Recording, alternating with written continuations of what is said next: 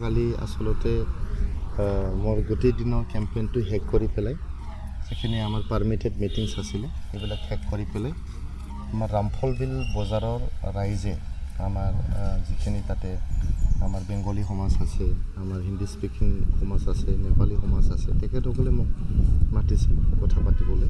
এনেকুৱা মিটিং নহয়, এনেই আলোচনাত বহিম বুলি তেখেতসকলে মাতিছিল। তো ৰামফলবিল বজাৰত এটা মন্দিৰ আছে, এই মন্দিৰ প্ৰাংগণতে এইটো আছিলে, আলোচনাটো আছিলে। তো মই চেৰফাংগুৰিত এটা ডাঙৰ মিটিং কৰি মই গুচি গ'লোঁ। 9:30 তাতে পালোঁ, 9:30 মান অনুমানে তাতে পোৱাৰ লগে লগে মই যোৱাৰ আগতে মানে তাতে পূৰা শিলগুঠি দলিয়াই আছিল বোলে। যিখিনি মহিলা মানুহ আছিলে বহি আৰু কিছুমান পুৰুষ মানুহ বহি আছিলে, তাতে বহুত মানে শিলাবৃষ্টি পৰাৰ নিচিনা শিলগুঠি দলিয়াইছে।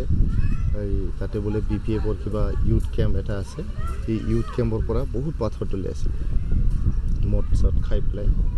তাৰপিছত মই গৈ পালোঁ, মোৰ লগত বহুত মানে কিবা মোৰ সমৰ্থকবিলাকো আছিলে।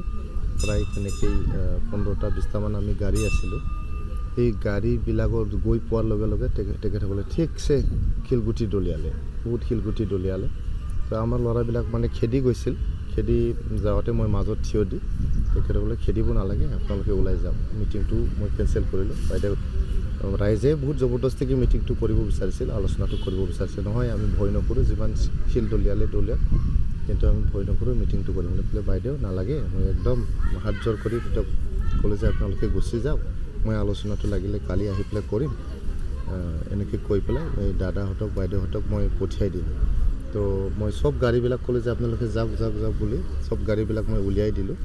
উলিয়াই দিয়াৰ পিছত মানে মোৰ গাড়ীটো লাষ্টত পৰি গ'ল। লাষ্টত পৰোঁতে ঠিকছে শিলগুটি দলিয়াইছে। দলিয়াৰ পৰা মোৰ মানে গাড়ীৰ মানে বেকলাইটটো ভাঙিছে।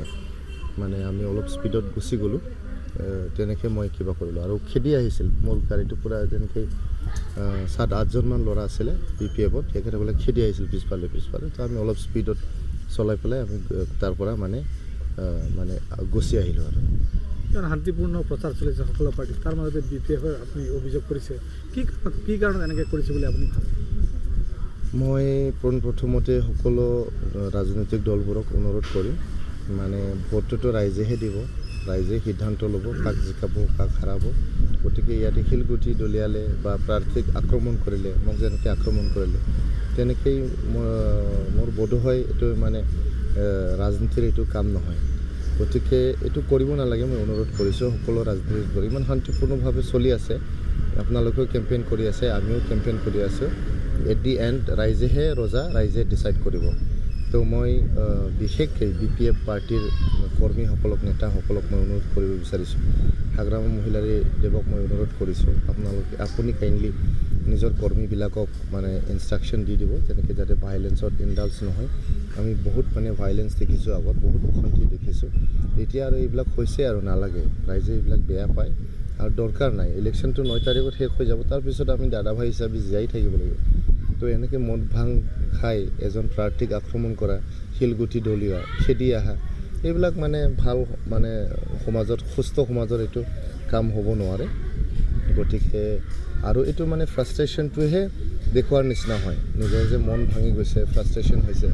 ফ্ৰাষ্ট্ৰেশ্যন কিয় হ'ব লাগে? ইলেকশ্যনটো মানে ফেষ্টিভেল অফ ডেম'ক্ৰেচি হয়, এইটো উৎসৱ হয় গণতন্ত্ৰৰ। গতিকে উৎসৱমুখৰ পৰিৱেশত আমি নিৰ্বাচনত অংশগ্ৰহণ কৰিব লাগে, প্ৰচাৰটো চলাব লাগে। তেনেকৈ আমি ৰাইজৰ মন জয় কৰিবলৈ চেষ্টা কৰিব লাগে। আমি এনেকৈয়ে মানে হিংসাত লিপ্ত হৈ, মাৰামাৰিত লিপ্ত হৈ, শিলগুটি দলিয়াই, প্ৰাৰ্থীক খেদি আহি মানে কোনো লাভ হ'ব যেন মন লগা নাই। শংকিত হৈছে তেওঁলোকে, সেইকাৰণে এনেকৈ কৰিছে। শংকিত বুলি ক'ব লাগিব।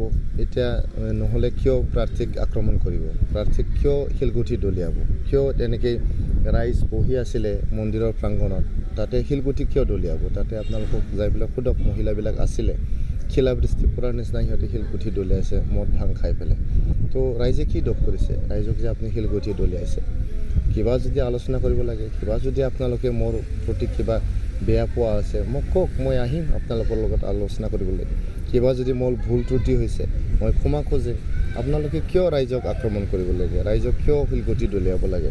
ৰাইজে বহুত বেয়া পাইছে, ৰামফলবিল বজাৰৰ ৰাইজে বহুত বেয়া পাইছে। আৰু সিহঁতে নিজ চকুৰে দেখিছে, মই যেতিয়া যাবলৈ কৈছোঁ তেতিয়া নাযায়, কৈছে ছাৰ আমি নাযাওঁ, ভয় নকৰোঁ।